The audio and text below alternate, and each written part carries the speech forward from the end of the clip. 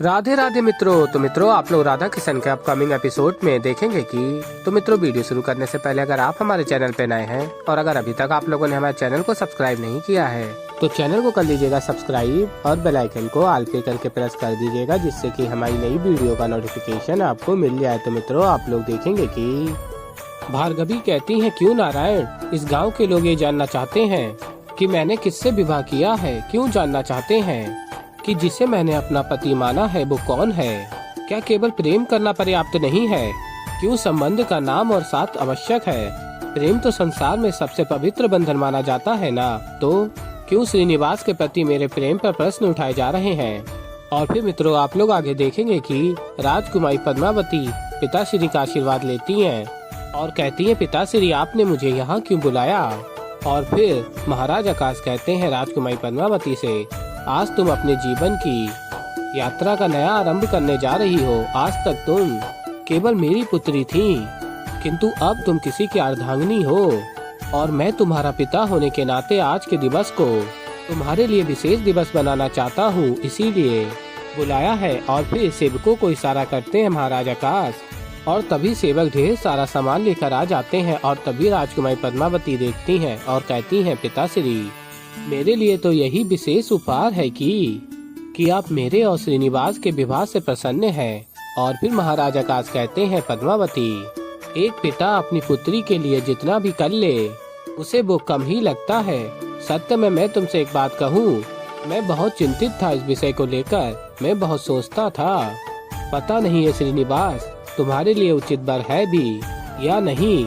और फिर आगे कहते हैं महाराज आकाश, किंतु आज तुम्हें इतना प्रसन्न देखकर मेरी सारी चिंता दूर हो गई। और उससे भी अच्छी एक बात, अब तुम्हें मेरे पास रहना होगा। घर छोड़ के कहीं भी जाने की आवश्यकता नहीं है पद्मावती, तुम्हें मेरे राज्य में ही रहना होगा। और फिर राजकुमारी पद्मावती कहती हैं, पिताश्री अब तो ये श्रीनिवास पर ही निर्भर करता है। यदि वो मुझे अपने साथ कहीं और ले जाना चाहेंगे तो मुझे इससे कोई भी समस्या नहीं। और तभी महाराज आकाश कहते हैं, ये भी ठीक है। और फिर मित्रों, आप लोग आगे देखेंगे कि राजकुमार बासु आता है राजकुमारी पद्मावती और महाराज आकाश के समक्ष और अत्यंत प्रसन्न हो रहा होता है। तुम भी कैसी बातें कर रही हो बहना, श्रीनिवास आज तक हमारे टुकड़ों पे पल रहा था, वो तुम्हें कहीं क्या लेकर जाएगा। और फिर तभी राजकुमारी पद्मावती कहती हैं राजकुमार बासु से, यदि मुझसे पूछा जाए तो उनमें तुमसे तो अधिक सामर्थ्य है बासु। तुम्हारी भांति समस्त नगरी उनका परिहास तो नहीं बना रही। उन्होंने आगे बढ़कर अपना कर्तव्य निभाया है। यदि मेरा हाथ थामा तो मुझसे विवाह भी किया है, मेरे साथ फेरे भी लिए हैं। तुम्हारी भांति उनकी होने वाली बधू उनको छोड़कर नहीं गई है। और स्मरण रहे कि अब श्रीनिवास मेरे पति हैं।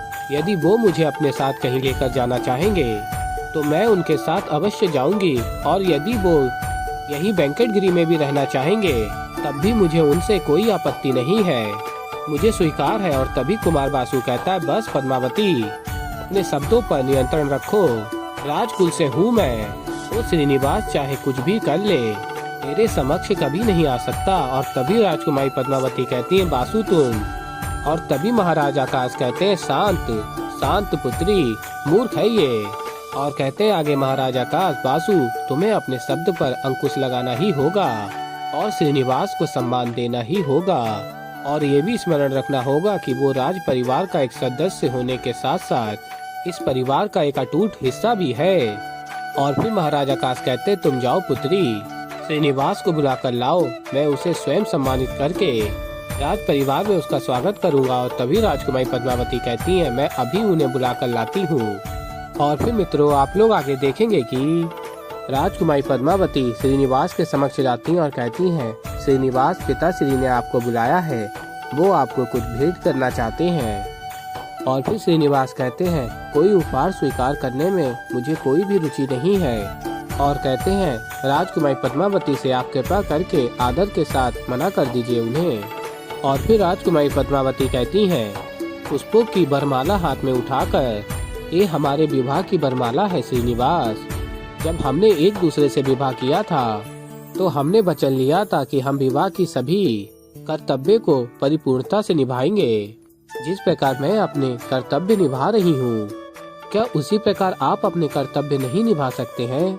और कहती है राजकुमारी पद्मावती, इस विवाह से आपका केवल नाता मुझसे ही नहीं समस्त वेंकटगिरी से जुड़ गया है। क्या आप ये चाहते हैं कि पिताश्री के साथ साथ वेंकटगिरी वासियों को भी यही लगे कि मेरा चयन अनुचित था? और कहती है, मैं आपसे कोई अपेक्षा नहीं रख रही हूँ श्रीनिवास, किंतु हाँ, मेरे मायके में मेरा मान बना रहे इतना प्रयास तो आप कर ही सकते हैं ना। और यदि आपके लिए मेरे मान का कोई मूल्य ही नहीं है तो फिर कह दीजिए कि आपने विवाह के समय जो भी वचन लिए थे सब झूठे थे। और फिर तभी श्रीनिवास कहते हैं, नहीं, क्षमा कीजिए मुझे। और कहते हैं, वचन दिया है तो निभाना चाहिए। और कहते हैं, श्रीनिवास चलिए आपके पिताश्री से भेंट करते हैं। और ये सुनकर राजकुमारी पद्मावती प्रसन्न हो जाती हैं।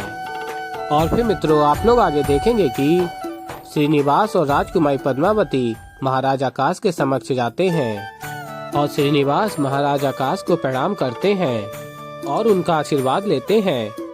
और फिर महाराज आकाश आशीर्वाद देकर कहते हैं, श्रीनिवास, अब तुम इस घर के सदस्य हो। पति और पत्नी सब कुछ ये एक दूसरे के साथ साथ साझा करते हैं, दुख सुख धन ऐश्वर्य। और कहते हैं, अब से तुम और पद्मावती दोनों सब कुछ एक दूसरे के साथ बांटने वाले हो। इसलिए मैं चाहता हूँ कि श्रीनिवास मेरी ओर से कुछ उपहार स्वीकार करके तुम दोनों अपने जीवन की यात्रा का शुभ आरंभ करो। और फिर श्रीनिवास स्मरण करते हैं राजकुमारी की बात को, मैं आपसे कुछ अपेक्षा नहीं रख रही हूँ, किंतु हाँ, मेरा मायके में मेरा मान बना रहे इतना तो आप अवश्य कर सकते हैं। और फिर श्रीनिवास भेंट को स्वीकार कर लेते हैं। और फिर कहते हैं, श्रीनिवास राजन, एक महत्वपूर्ण कार्य है, मुझे जाना होगा, आज्ञा दीजिए। और फिर मित्रों, आप लोग आगे देखेंगे कि भार्गवी कहती है नारायण से, एक स्त्री चाहे विवाहित हो या वो अविवाहित हो या वो किसी से प्रेम करती हो, क्यों उसके चरित्र पे ये उंगली उठाई जाती है? क्या ऐसे प्रश्न कभी किसी पुरुष से किए गए हैं? नहीं तो स्त्री ही क्यों एक स्त्री को अपने प्रेम को समझाने का प्रयास करना पड़ता है? और भार्गवी अत्यंत पीड़ा में होती हैं। और फिर श्रीनिवास महसूस कर रहे होते हैं भार्गवी की पीड़ा को। और कहते हैं, प्रेम क्या है, यही तो समझाना है। इस संसार को, उस गांव के लोगों को समझाना है ये कि प्रेम करने के लिए उस व्यक्ति का आपके समक्ष होना ही आवश्यक नहीं है, क्योंकि ये प्रेम, ये तो देह से, इस संसार से ऊपर है। ये प्रेम अपार है। और श्रीनिवास भी अत्यंत पीड़ा को अनुभव कर रहे होते हैं।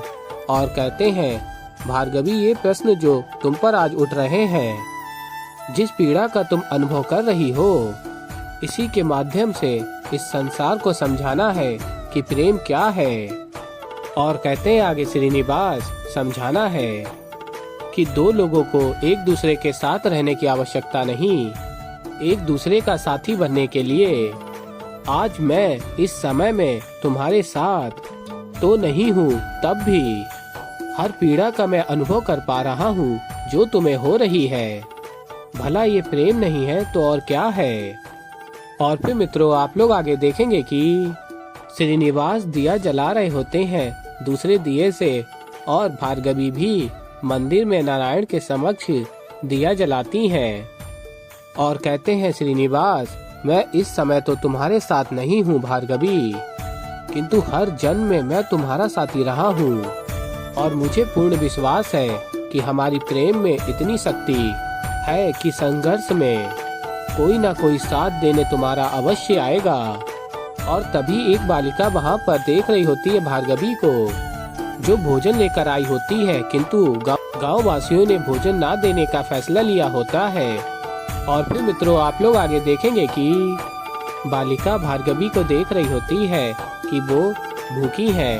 और भार्गवी कहती है नारायण से, मुझे कोई भी चिंता नहीं है कि इस गांव में मेरी क्या परीक्षा ली जाएगी, इस गांव के लोग मुझे यहाँ स्थान देंगे या नहीं।